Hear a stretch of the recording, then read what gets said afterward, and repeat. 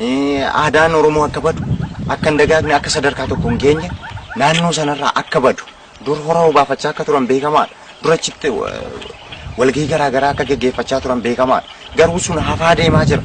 Borimmoo sulultaatti sabbataatti galaanitti buraayyuutti dabarraan laga xaafuu laga daadiitti achi darbeennaan kanarraa afaan Oromoo badaa deemaa jira. Jarri warri Habashootaa duraan ashkarii nuu ta'aniiti kan isaan dhufanii nu qabatan. Nuyi ashkarii keenya ta'aniitu nu jalaa hojjetanii hojjetoota keenya ta'anii hojjetaniiti. Bifa garaagaraatiin kan nu qabatan. Uummanni Oromoo kana beekuu qaba. Sunis naka kaase.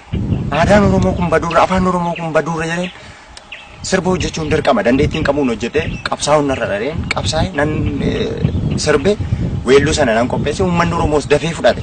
Barattoonnis hundumtuu uummanni Oromoo biyya alaas jiru biyya keessa jiru sirba sana akkuma dhageen uummanni baay'een hiriira nagaa ba'anii wallistoota hedduunis sirbaniiru. Eegasiis wallistoonni sirbines hin jiru sabboontonni baay'een uumamaniiru. Silas jiru kan caalu immoo dhalate. Hidhamuun koo sabboontota meeqa akka horu beeka siluma yutuun du'eeyyuu an waan tokko natti fakkaatu. Maaliif du'us biyya kootiif an du'a seenaadha. An du'e sabboontota meeqatu na dudduubaan uumama. Yoo xiqqaate sabboontota miliyoona meeqatu uumamuu danda'a. Kanaaf jedheen gara qabsoottis deemuun koo gara qabsoottis galuun koo dhiigni dhangala'uutti turu dhiigni barattoota dhangala'uutti turu dhiiga malee bishaan miti. Kunuu baay'ee nama gaddisiisa. Maaliif an harki koo na cabees harki koo homaa miti.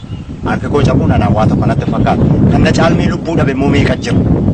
Nama meeqatu kan fayyuu hin dandeenye jireenya isaatti deebi'uu kan hin dandeenye qabeenya isaa saamamee qe'ee isaarraa buqqifamee waan qabu dhabee ilmaan tokkittiifaa qabu warra ilmoo tokko osoo qabanii ilmoo tokkittii isaan qaban sanafaa ilmoo